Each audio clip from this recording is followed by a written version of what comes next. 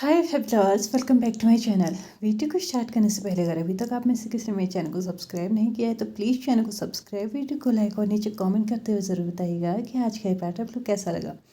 तो चलिए, the Hunter become the prey के नेक्स्ट पार्ट को स्टार्ट करते हैं। लास्ट पार्ट में हमने देखा था कि लैन वांगी नाइटलेस क्लब में पहुँच चुका था युवान के साथ। युवान यहाँ पे आने से पहले उसको फ़ोन कर चुका था कि प्लीज़ अपना ध्यान रखना, क्योंकि यहाँ पे आना इतना भी आसान नहीं है। लेकिन अगर एक बार आके वो सही सलामत इस क्लब से बाहर चले गए ना, तो वो यहाँ पे कभी भी किसी भी टाइम पे कितने भी टाइम आ सकते हैं। यहाँ पे लैन वांग जी और युवान अपने ड्रिंक्स एंजॉय कर रहे थे। युवान उसे फिर से बोलता है कि प्लीज़ थोड़ा ध्यान देना, कहीं तुमको और ज़्यादा ड्रिंक ना कर लो। लैन वांग जी उसे फिर से बोलता है कि ऐसा कुछ नहीं होने वाला। दूसरी तरफ उस फ़ोन करने वाले इंसान ने फ़ोन को पॉकेट में रख लिया था और अपने कदमों को वो उसी तरफ बढ़ा रहा था जहाँ पे लैन वांग जी और युवान बैठा हुआ था। लैन वांग जी युवान की तरफ देखते हुए बोलता है, बाय द वे तुमने तो उस प्ले बॉय वो को देखा ही होगा ना। तो यहाँ पे युवान हंसते हुए बोलता है, नहीं मैंने नहीं देखा, लेकिन हाँ वो लोग उसे ज़रूर देखते हैं जो उसके बिस्तर पे होते हैं।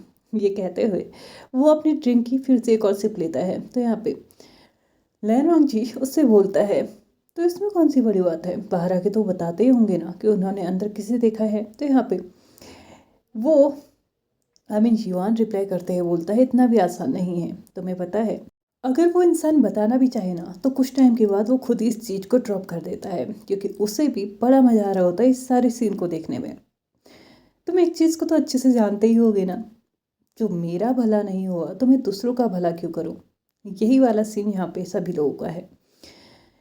प्ले बॉय वो तुम्हारे आसपास आके घूम के वापस भी जा सकता है, लेकिन तुम्हें पता भी नहीं चलेगा। लेकिन हाँ, एक चीज़ तो यहाँ पे गारंटी के साथ कही जाती है कि प्ले बॉय वो कभी भी यहाँ पे बिना मास्क के नहीं आता। यहाँ पे आते ही वो इस हॉल में, इस क्लब में तब तक मास्क के साथ रहता है जब तक वो एक पर्टिकुलर रूम के अंदर नहीं पहुँच जाता, और वहीं पे जाके अपने मास्क को रिमूव करता है। ऐसा कहते हुए वो फिर से अपनी ग्लास की बॉटल को, सॉरी वाइन को, फिर से अच्छे से पूरा वन गो में ही पी जाता है।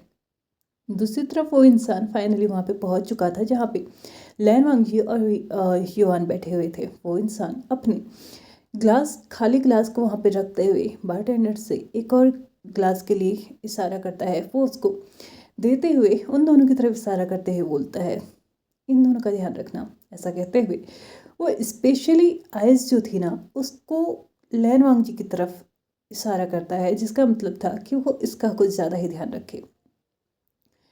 दूसरी तरफ वो इंसान टर्न होता है तो उसने एंट्रेंस की तरफ देखा, तो यहाँ पे सच में प्ले बॉय वो आ चुका था।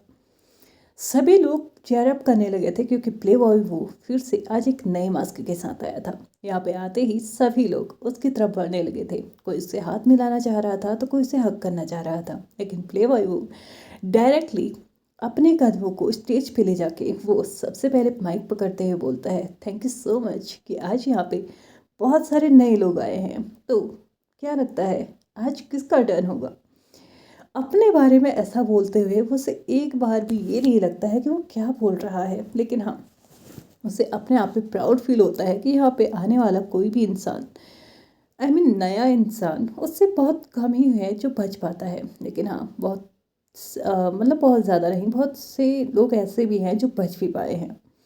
वो मुस्कुराते हुए बोलता है, चलो कोई नहीं, इस बारे में हम बाद में बात करेंगे, अभी तो आप लोग जिसका वेट कर रहे थे हम वो करते हैं। ऐसा कहते हुए उसने उस माइक को माइक के स्टैंड पे लगा दिया था और एक स्टूल लेके वो उस पर बैठ चुका था। सामने से एक इंसान ने आके उसे गिटार दे दिया था और वो उसे प्ले करना स्टार्ट कर दिया था।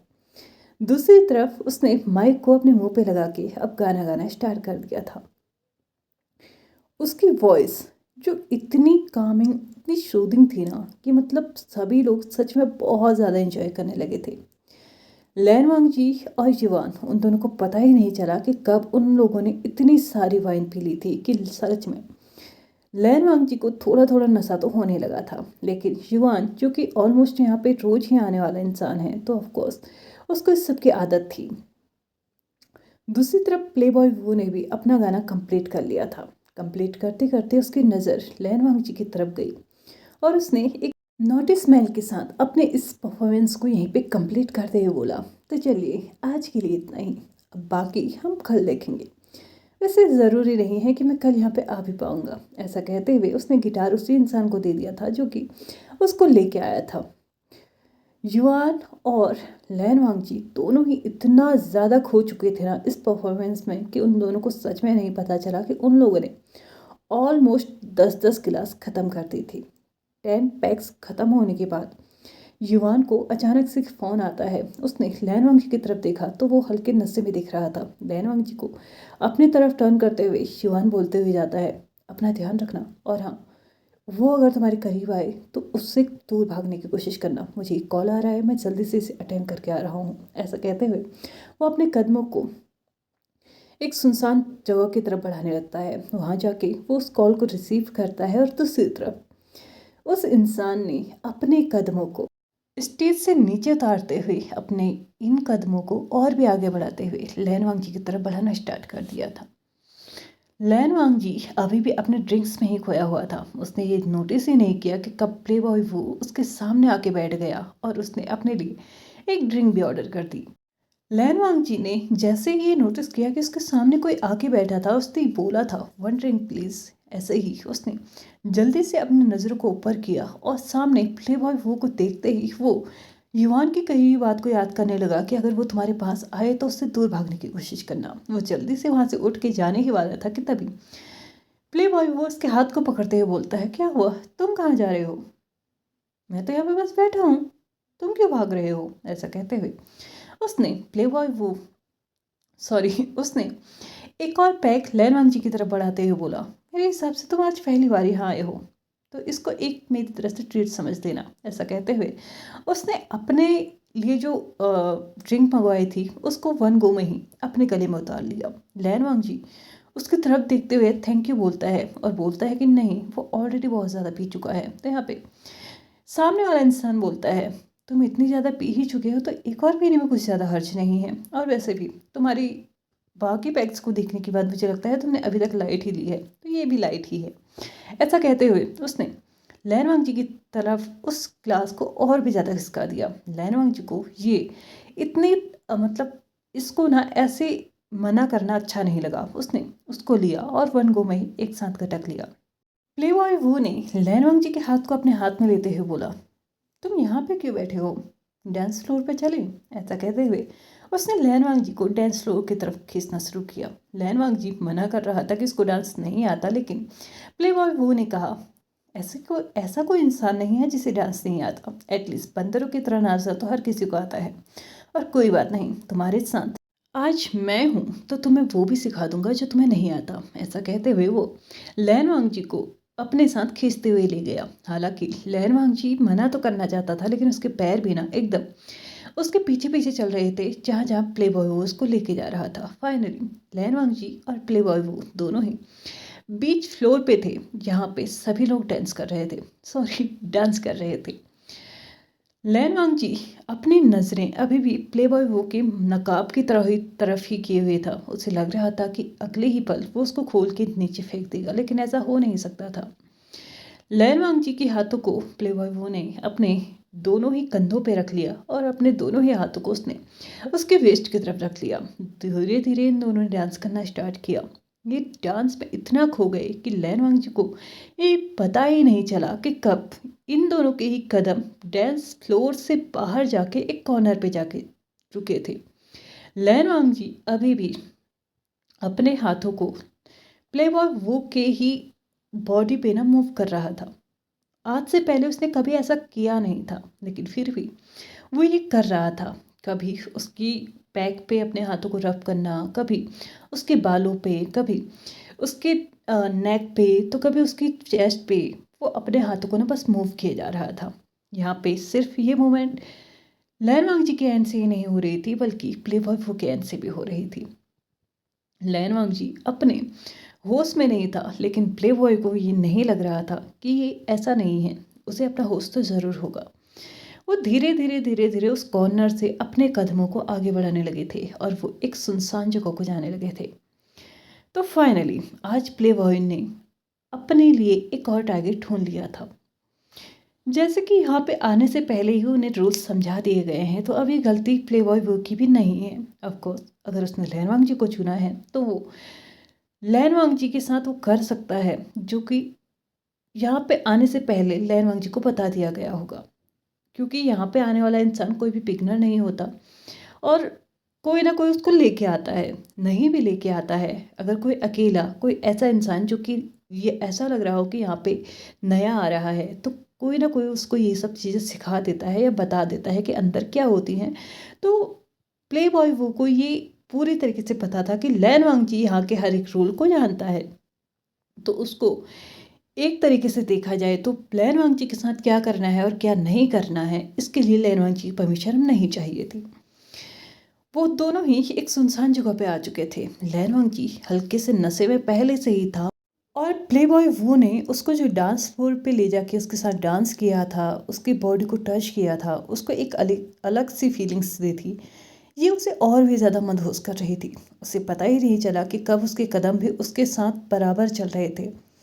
फाइनली प्लेबॉय वो ने एक कमरे के सामने आके अपने कदमों को रोका और उसके बाद फिर भी एक कंफर्मेशन के लिए लैन वांगजी से पूछा, तुम्हें पता तो है ना इस कमरे के अंदर क्या होगा? लैन वांगजी प्लेबॉय वू की तरफ देखते हुए बोलता है, हाँ मुझे पता है। प्लेबॉय वू को अभी भी ये लग रहा था कि वो जो कुछ भी कर रहा है, जो कुछ भी सुन रहा है, जो कुछ भी उसके साथ हो रहा है, वो लैन वांगजी भी बहुत अच्छे से जानता है। इसलिए उसने एक और मिनट का इंतज़ार नहीं किया, डोर ओपन किया, अपने को और प्लेबॉय सॉरी लैन वांगजी दोनों को ही कमरे के अंदर कर लिया। लैन वांगजी अंदर का व्यू देख के बहुत ज़्यादा अमेज्ड फील कर रहा था। यहाँ पे जो इंसान रोमांस अनरोमांटिक भी होना, एंटी रोमांटिक भी होना, उसके अंदर भी ना कहीं से ना रोमांस बाहर छलकने ही लगेगा। बिल्कुल ऐसी लाइटनिंग, ऐसा इन्वायरमेंट, ऐसी फ्रेगनेंस, हर एक चीज़ एकदम परफेक्ट। मानो मतलब ये रूम एक कपल के लिए ही बनाया गया है। कर्टन्स का चुनाव हो या फिर बेड का प्लेसमेंट हो या फिर कवर्ड का प्लेसमेंट हो, किसी भी चीज़ का, वहाँ पे लगी लाइट्स का कलरिंग वाला सीन हो या फिर कुछ भी, हर एक चीज़ बिल्कुल ऐसी लग रही थी जैसे कि एक एक चीज़ को देख के ना किसी भी इंसान के अंदर वो रोमांटिक चीज़ें आ ही जाती हैं, आ ही सकती हैं, जो कि किसी भी इंसान को ना एक ऐसे इंसान से भी प्यार करा दे जिससे वो नफरत करता है। प्लेबॉय वो लैन वांगजी को अपनी तरफ खींचते हुए बोलता है, क्या हुआ? क्या तुमने ये सारी चीज़ें एक्सपेक्ट नहीं की थी? लैन वांगजी उन सभी चीज़ों को देखते हुए बोलता है, अनबिलीवेबल। तुम्हें पता है यहाँ पे आके जो इंसान कुछ ना भी करना चाहे ना, वो इंसान भी इस माहौल के लिए अपने आप को तुरंत तुरंत प्रिपेयर कर लेगा। ऐसा कहते हुए उसने अपनी आंखें बंद कर ली, अपने कदमों को आगे बढ़ाया, अपनी बाहों को फैलाते हुए उसने अपने आप को टर्न किया और बेड पे जाके एकदम ऐसे गिर गया जैसे कि किसी ने उसको हल्का सा धक्का दिया हो। लहरोंग जी जैसे ही बेड में पड़ा, उसके हाथ दोनों साइड फैल चुके थे, पैर अभी भी आधे बेड से नीचे लटक रहे थे, आंखें बंद थी और उसके फेस पे जो लाइट पड़ रही थी ना, वो उसको और भी ज़्यादा ब्यूटीफुल बना रही थी।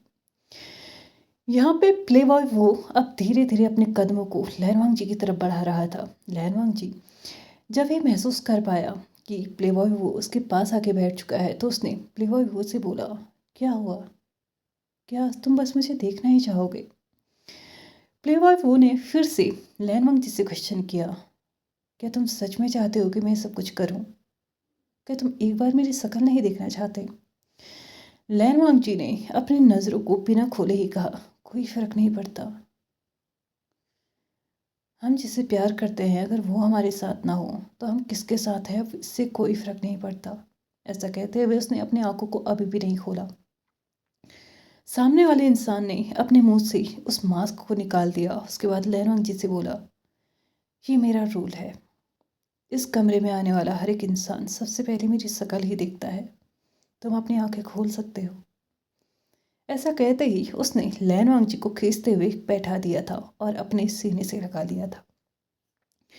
लैनवांग जी हल्के से अपनी आंखों को खोलता है और देखने की कोशिश करता है कि ये कौन है, बट अभी तक वो इतने नशे में हो चुका था कि अब उससे चीज़ें ना ब्लर नजर आने लगी थी। उसने उसकी शक्ल देखी तो थी, लेकिन हाँ, जिस शक्ल को उसने देखा था ना, उसे देख के वो हल्का सा मुस्कुराया और उसके बाद बोला, मेरा कुछ नहीं हो सकता, मैं तो तुम में भी उसी को ही इमेजिन कर रहा हूँ, काश तुम वही होते। ऐसा कहते हुए लैन वांगजी ने बिना किसी देरी के ही अपने लिप्स को उस इंसान के लिप्स के साथ अटैच कर दिया था। अब जब से यहाँ पे लिप्स अटैच हो ही चुके थे, माहौल इतना ज़्यादा रोमानी था, तो ऑफकोर्स सी बात है कोई भी इंसान खुद को कंट्रोल तो नहीं कर पाएगा। सामने से प्ले बॉय वो ने भी इस सब चीज़ों को ध्यान में रखते हुए अब लैन वांगजी का साथ देना स्टार्ट कर दिया था। प्ले बॉय वो ने लैन वांगजी को एक डीप, पैशनेट और पागलों की तरह किस करना स्टार्ट किया। लगभग 4 से 5 मिनट के बाद उन लोगों ने अपना किस ब्रेक किया। वो तो अभी भी ब्रेक नहीं करते अगर उन्हें ऑक्सीजन की कमी नहीं होती तो। प्ले बॉय वो ने लैन वांगजी को हल्के से बेड पे लिटाया। उसके बाद उसके forehead, eyes, cheeks, nose, lips, chin, neck, हर जगह पे किस करते हुए उसको हल्के हल्के से ना उसके नेक के बहुत नीचे, मतलब कॉलर बोन से भी नीचे उसने उसको बाइट देना स्टार्ट किया था, क्योंकि वो लैन वांगजी को इतना तो समझ चुका था कि ये कॉलेज स्टूडेंट है और कल उसे कॉलेज ही जाना है, तो उसके जो हैकीज है ना वो कम से कम विजिबल तो नहीं होने चाहिए। इसलिए उसने जानबूझ के उनको ऐसी जगह पे दिया जहाँ पे लैन वांगजी चेंज करते हुए उन्हें देख तो ले, लेकिन हाँ किसी और को दिखा ना पाए। यहाँ पे प्ले बॉय वो ने अपना काम जारी रखा। उसने हल्के से लैन वांगजी के शर्ट के बटन्स को अनबटन करना स्टार्ट किया। धीरे धीरे धीरे उसने उसके पूरे कपड़ों को निकालने की कोशिश की और दूसरी तरफ युवान जब अपने काम को, अपनी बातों को ख़त्म करके वापस उस जगह पे लौटा था, तो उसे लैन वांगजी वहाँ पे बिल्कुल भी नहीं दिखा। उसने अपने कदमों को बढ़ाते हुए पूरी पार्टी में, पूरी क्लब में उसको ढूंढ लिया था। आई मीन जहाँ पे क्लब का एरिया था, जहाँ पे डांस हो रहा था, डिस्को हो रहा था, वहाँ पे देख लिया था, लेकिन लैन वांगजी से कहीं भी नहीं मिला। तो यहाँ पे वो फिर से उसी जगह पे जाके बैठ गया और उसके बाद बारटेंडर से बोला कि वो कहाँ गया। इससे पहले बारटेंडर उसको आंसर करता, इससे पहले ही वो इंसान उसके सामने आके बैठ गया था जिसने प्ले बॉय वो को कॉल किया था, और उसने बोला, तुम्हें क्या लगता है वो कहाँ होगा? क्या लगता है वो कल तक ठीक ठाक रह पाएगा? ऐसा कहते हुए वो हंसने लगा। तो यहाँ पे युवान समझ चुका था कि इस वक्त लैन वांगजी कहाँ होगा। वो अपनी नज़रों को उस तरफ घुमाने लगता है जहाँ पे से, मतलब उसे अंदाज़ा था कि वो यहीं से गए होंगे। वहाँ पे अपनी नज़रों को गड़ाते हुए बोलता है, मैंने कहा था तुमसे नशे में मत रहना, अब जो भी होगा तुम्हारी गलती है। एनीवेज अब मैं कुछ नहीं कर सकता। ऐसा कहते हुए उसने एक और ड्रिंक ऑर्डर की और उसके बाद उसको पीना स्टार्ट किया। हालांकि शिवान को इस बारे में थोड़ा सा बुरा ज़रूर लग रहा था कि अगर उससे वो कॉल नहीं आया होता तो शायद वो लैन वांगजी को प्ले बॉय वो से बचा सकता था। लेकिन हाँ, वो इतना भी ज़रूर जानता था कि प्ले बॉय वो कभी भी किसी के साथ ज़बरदस्ती नहीं करता। अगर लैन वांगजी उसको मना करेगा तो वो उसको छुएगा तक नहीं, उसको वैसे ही वो बिल्कुल वहाँ से वापस भेज देगा जहाँ पे वो उसको लेके गया है। लेकिन अगर लैन वांगजी ये सब कुछ करना चाहे तो उसने उसमें कोई और क्या ही कर सकता है। इसलिए युवान इस बात से निश्चिंत था कि अगर कुछ हुआ तो लैन वांगजी की मर्जी से, वरना वो लैन वांगजी को बिल्कुल वैसे ही मिल रहा होगा जैसे आज तक लैन वांगजी से वो मिलता हुआ आया था। लेकिन क्या सच में वो कल लैन वांगजी को बिल्कुल वैसे ही मिलेगा जैसे कि वो आज तक मिलते हुए आया था? हाँ, ज़्यादा कुछ चेंजेस तो नहीं होंगे, लेकिन हाँ वो वर्जिन नहीं रह जाएगा। एनीवेज इस पार्ट को हम आज यहीं पे ख़त्म करते हैं। वीडियो पसंद आया तो please like share subscribe and comment करते हुए जाएगा। Thank you so much for watching my video and bye bye.